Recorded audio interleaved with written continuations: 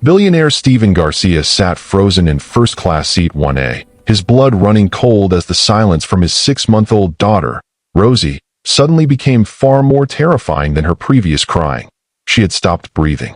If you want to see how this incredible true story unfolds, make sure to subscribe so you don't miss what happens next. Panic erupted in the cabin as Rosie's face turned a sickly shade of blue, and Steven's desperate shouts for a doctor went unanswered by the paralyzed passengers around him. Flight attendants scrambled with oxygen masks, but chaos reigned as seconds ticked by like lifetimes. The suffocating grip of impending tragedy tightened around Steven's throat as he watched life ebb from his child. That's when something unthinkable happened. A 16-year-old black girl from the economy section pushed through the frozen crowd, her worn sneakers squeaking against the first-class carpet as privileged passengers stepped aside in shock. Without asking permission or introducing herself, Karen Phillips dropped to her knees beside the panicked billionaire and his dying baby. "Let me help," she said quietly, her young voice somehow cutting through the chaos with a calm authority that seemed impossible for someone her age. Steven was so paralyzed with terror that he didn't even question why a stranger, let alone a teenage girl from economy, was offering to help. He simply stared at her with wild, desperate eyes, too frightened to speak.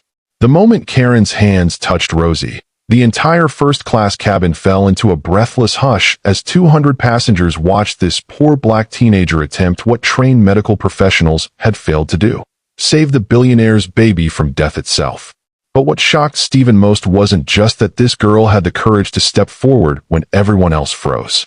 It was what he would soon discover about who she really was, where she came from, and why she possessed knowledge that would not only save his daughter's life, but change both their destinies forever.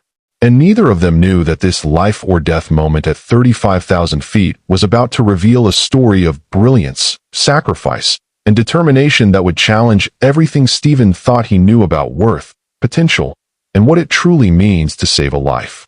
Karen's hands moved with a precision that seemed impossible for someone so young, her fingers finding the exact center of Rosie's tiny chest, as if guided by instinct honed through countless hours of desperate practice. The cabin air felt thick and suffocating as every eye in first class watched this teenage girl from economy position herself over the dying infant with a confidence that defied her worn clothes and patched backpack.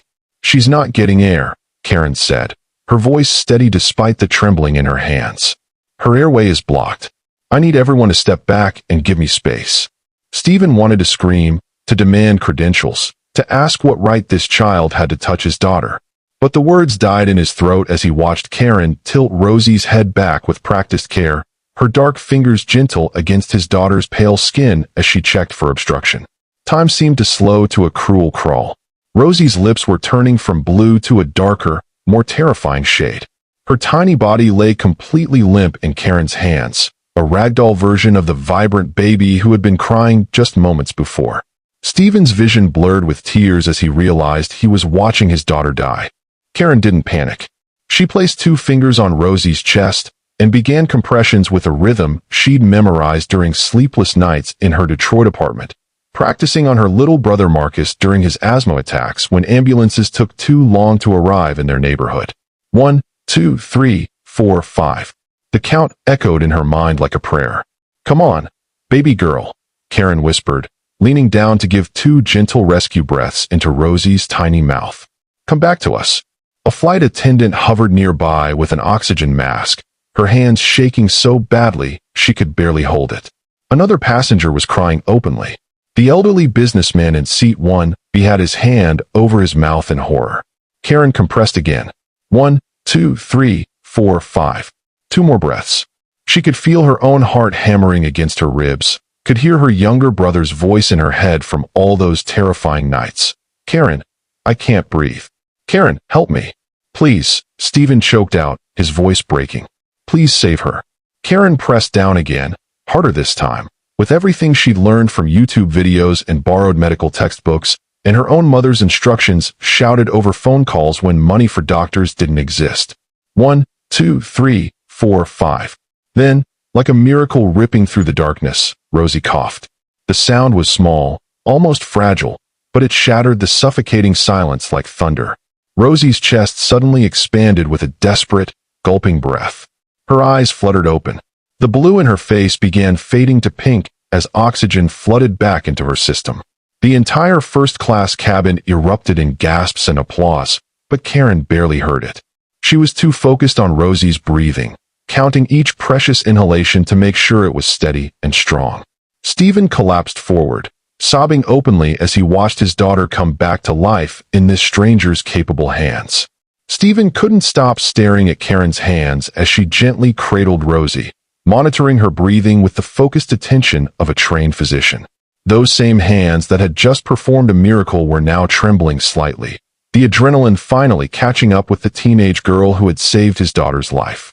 "How did you know what to do?" Stephen managed to ask, his voice still thick with emotion as he reached out to stroke Rosie's now pink cheek. "Where did you learn that?" Karen looked up at him, and for the first time, Stephen saw the exhaustion in her eyes, the weight of what she'd just done settling onto her young shoulders. "My little brother Marcus has severe asthma," she said quietly. "In our neighborhood in Detroit, ambulances don't always come fast enough. I had to learn." The simple statement hit Stephen like a physical blow. While he'd been spending thousands on the best pediatric care money could buy, this girl had been teaching herself life-saving techniques out of necessity because her community couldn't rely on help arriving in time. "You're from Detroit?" Stephen asked, watching as a flight attendant finally brought warm blankets and the oxygen mask that had come too late to matter. Karen nodded, carefully transferring Rosie back into Stephen's arms with instructions to keep her upright and watch for any changes in breathing. "Southside. I'm actually on my way to London for the International Youth Science Championship. It starts in 3 days." Stephen felt his world shift again as he processed this information. "You're competing in a science championship?" "Trying to," Karen said, a hint of self-doubt creeping into her voice for the first time. "I got a donated ticket from a local charity organization. It's my only shot at winning the scholarship. Full ride to any pre-med program in the country if I place in the top 3. "Pre-med," Stephen repeated, pieces of a larger picture beginning to form in his mind. "You want to be a doctor?" "I want to be an emergency medicine physician," Karen corrected, her eyes lighting up with a passion that made her seem older than 16. "My research project is on developing accessible emergency response protocols for urban communities with limited medical infrastructure. Everything I just did with your daughter. That's what I've been studying for 2 years." Stephen looked down at Rosie, who was breathing steadily now, her tiny fingers wrapped around his thumb as if nothing had happened. This brilliant girl had turned a personal tragedy, her brother's life-threatening condition, into academic research that could save thousands of lives. And she'd proven her theories worked by saving his daughter at 35,000 feet. "What's your name?" Stephen asked, realizing with shame that he hadn't even thought to ask until now. "Karen Phillips," she said, offering a tired smile. "And I promise I'm not usually this dramatic on flights." Stephen laughed despite himself, despite everything, because this remarkable girl had just given him back his daughter and somehow managed to joke about it. He had no idea yet, but he was already forming a plan that would change both their lives forever. The rest of the flight passed in a blur of constant vigilance. Karen had returned to her economy seat only after Stephen practically begged her to stay nearby, and she checked on Rosie every 30 minutes until they landed at Heathrow. Each time Karen appeared in the first-class aisle, Stephen felt a wave of relief wash over him that he couldn't quite explain. It wasn't until they were collecting their luggage in the arrivals hall that the full weight of his situation crashed down on him. He had 5 days of crucial board meetings scheduled, presentations that could determine the future of his company's European expansion, and a 6-month-old baby who had just stopped breathing on an airplane. No nanny, no backup plan, no idea what he was doing. And then there was Karen, standing near the budget airline check-in counter with her worn backpack and a single battered suitcase, looking lost in the massive terminal. Stephen made a decision that surprised even himself. "Karen, wait," he called out, pushing Rosie's expensive stroller across the polished floor toward her. "I need to talk to you about something." Karen turned, her expression guarded. She'd probably dealt with enough wealthy white people making promises they didn't keep. "I have a proposition for you," Stephen said, choosing his words carefully. "I need someone to monitor Rosie during my business trip. Someone who actually knows what they're doing if something goes wrong. Someone who's already proven they can save her life." "Mr. Garcia, I appreciate the offer, But I'm here for the competition. I know, Stephen interrupted. And I would never ask you to miss it. The championship doesn't start for 3 days, and the preliminary rounds are spread out over the week, right? You'd have plenty of time to compete. I just need someone to be with Rosie during my meetings, maybe 4 or 5 hours a day. The rest of the time is yours. Karen hesitated, and Stephen could see her brilliant mind calculating the logistics, weighing the risks against the potential benefits. I'll pay you $5,000 for the week, Stephen added. Cash. Today. Whether you take the job or not, consider it a thank you for saving Rosie's life. Karen's eyes widened. Stephen realized that $5,000 was probably more money than this girl had seen in her entire life. It was nothing to him, barely a rounding error in his quarterly budget, but to Karen, it could mean everything. $5,000? Karen repeated, her voice barely a whisper. Plus accommodation in my hotel suite, so you're close to Rosie at all times, Stephen continued. Meals included. Transportation to and from your competition venue. And complete schedule flexibility, so you never miss a single round of the championship.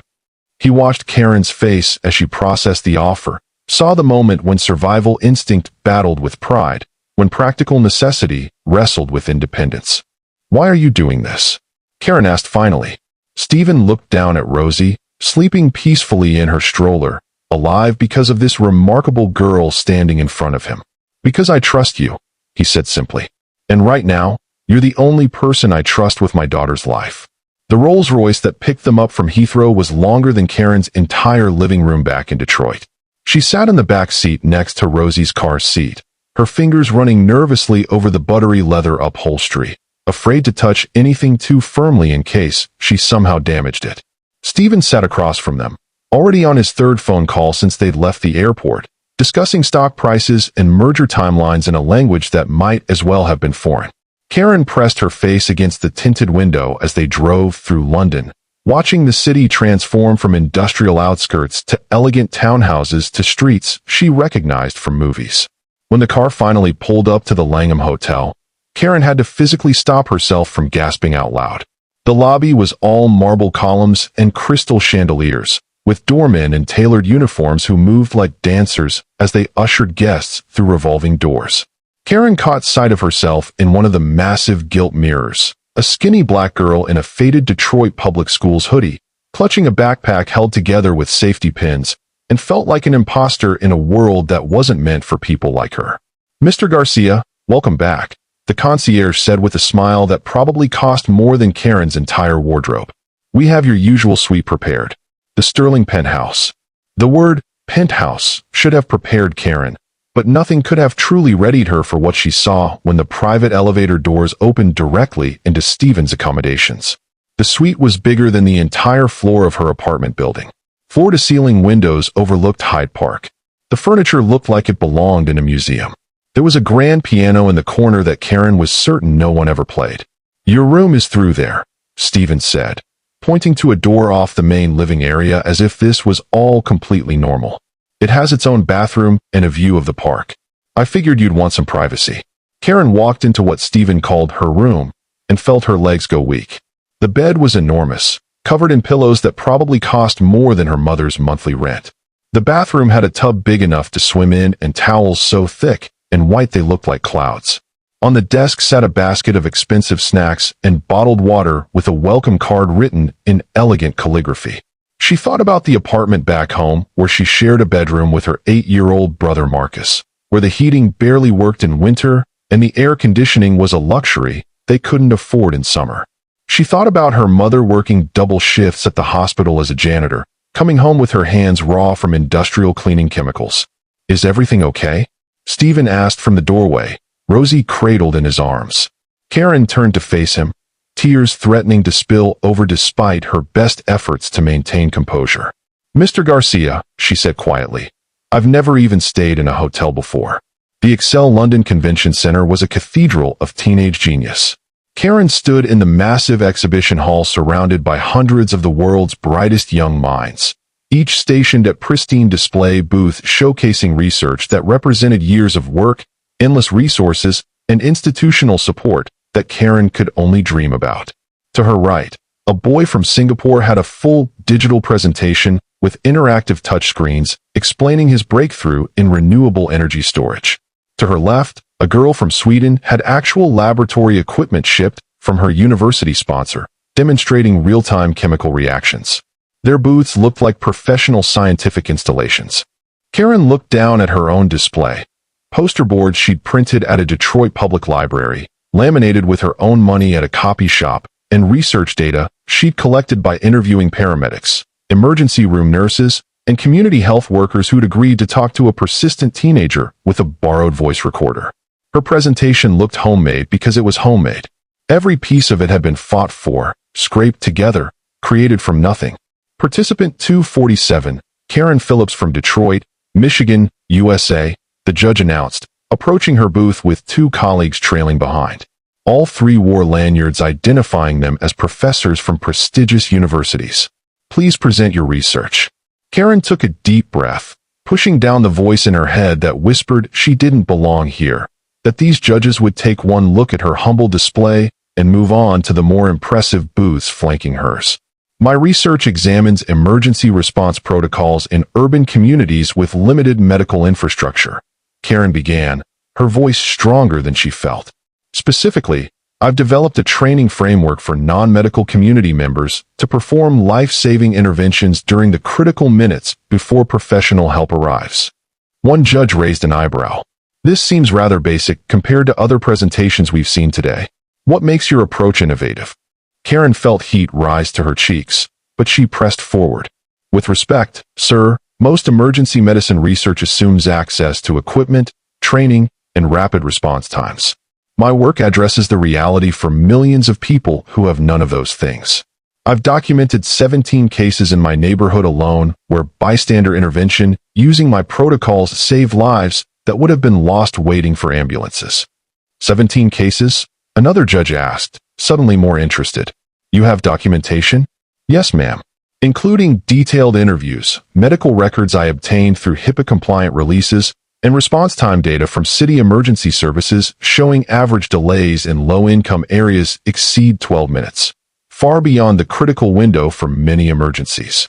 The lead judge leaned closer to her poster boards, studying the hand-drawn diagrams Karen had created showing proper CPR positioning, airway clearance techniques, and pressure point applications for various emergency scenarios.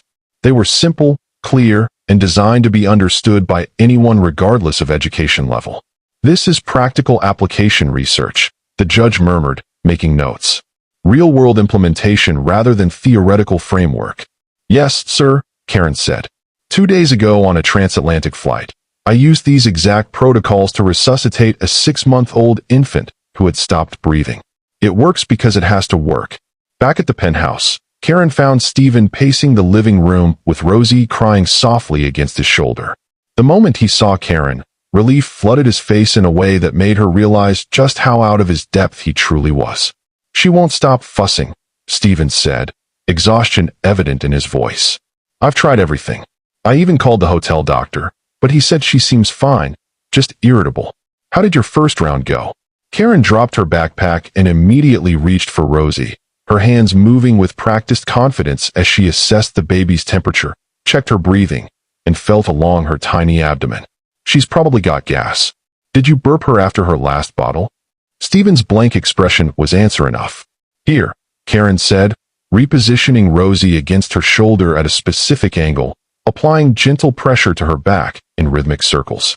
Within seconds, Rosie released a burp that seemed impossibly loud for such a small creature, followed immediately by contented silence. Stephen stared at Karen with something like awe. How do you just know these things? Karen settled into the plush sofa, cradling Rosie who was now gazing up at her with wide, curious eyes. When you grow up taking care of a sick little brother with parents who work 3 jobs between them, you learn fast. Marcus couldn't afford to wait for doctor's appointments that took weeks to schedule or emergency rooms that would bankrupt us. I had to figure things out. She looked down at Rosie, whose tiny fingers had wrapped around Karen's thumb.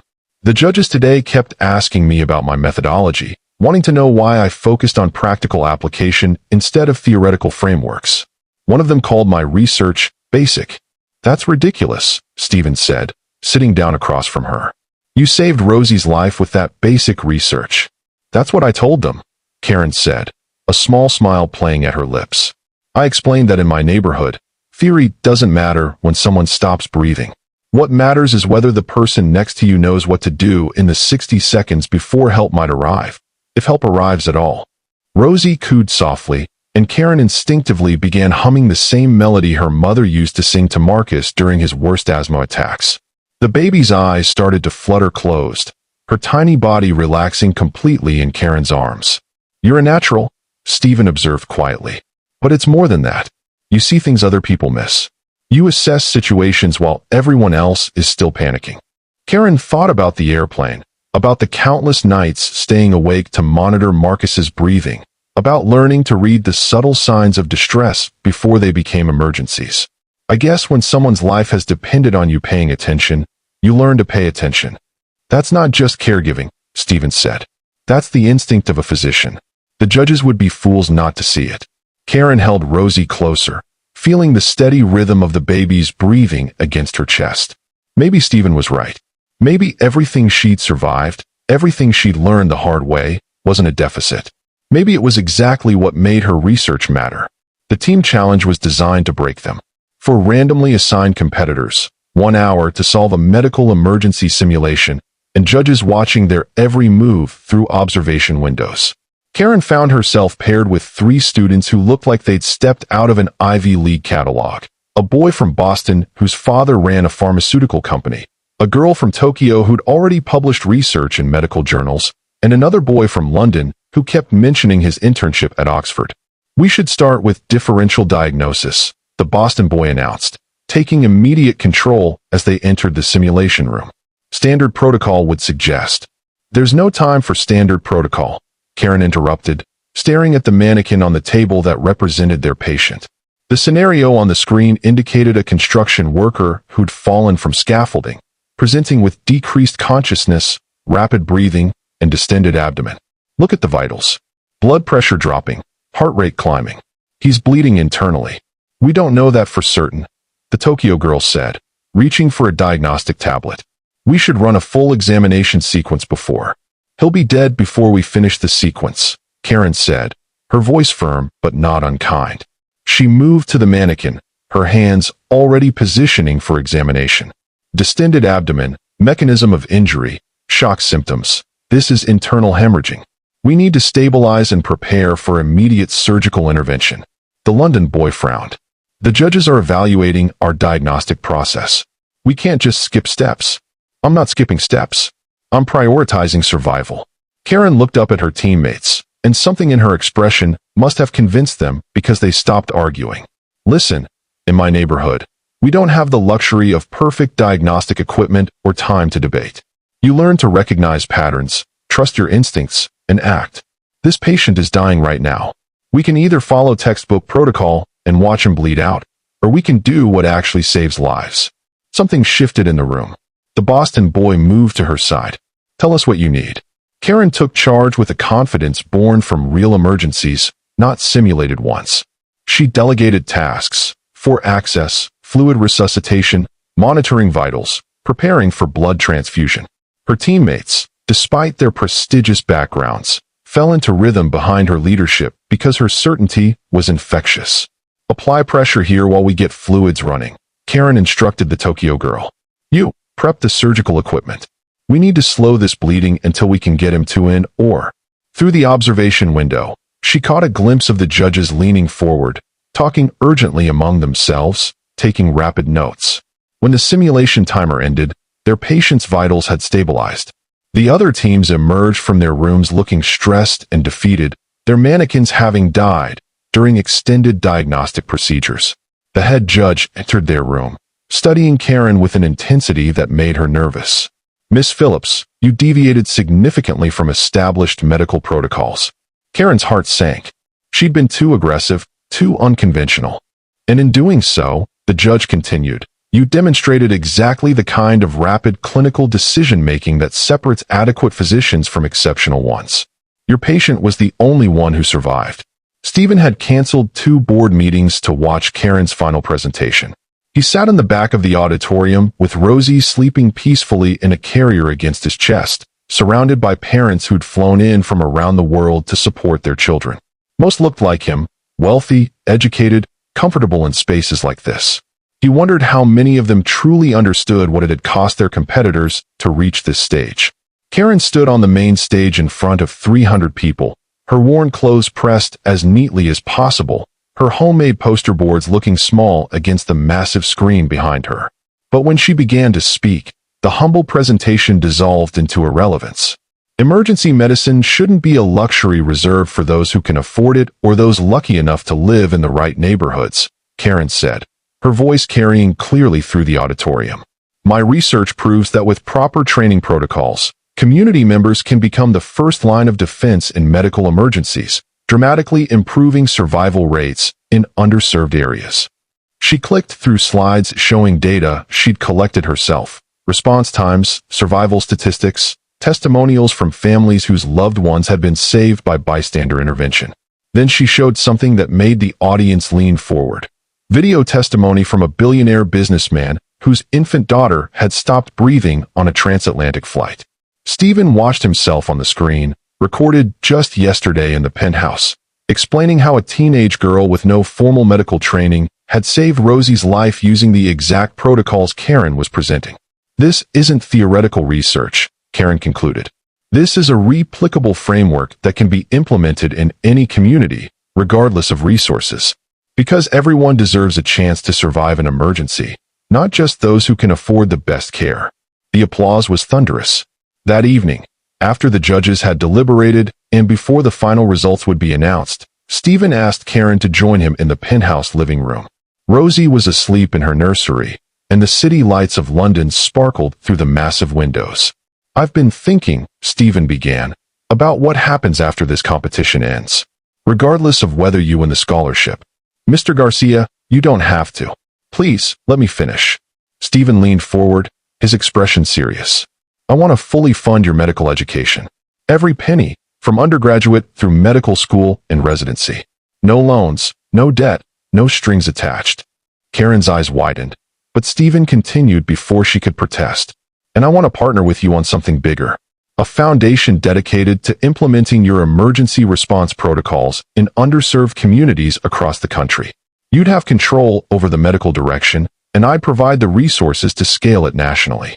We'd start with Detroit, with your neighborhood, and expand from there. Why? Karen whispered. Why would you do this? Stephen looked toward the nursery where his daughter slept peacefully, alive because of the girl sitting across from him. Because 3 days ago, you gave me back my child. And watching you these past few days, I've realized that you're not just brilliant. You're exactly the kind of physician the world desperately needs. Someone who understands that medicine isn't just about science. It's about serving people that everyone else has forgotten. The Excel London Convention Center had been transformed for the awards ceremony. Spotlights swept across the stage where the top 10 finalists sat in a row, their families and supporters filling the auditorium to capacity. Karen sat in the fourth seat, her hands clasped tightly in her lap to stop them from trembling, trying not to think about what winning or losing would mean for her future. In the audience, Stephen held Rosie, who was wide awake and fascinated by the lights.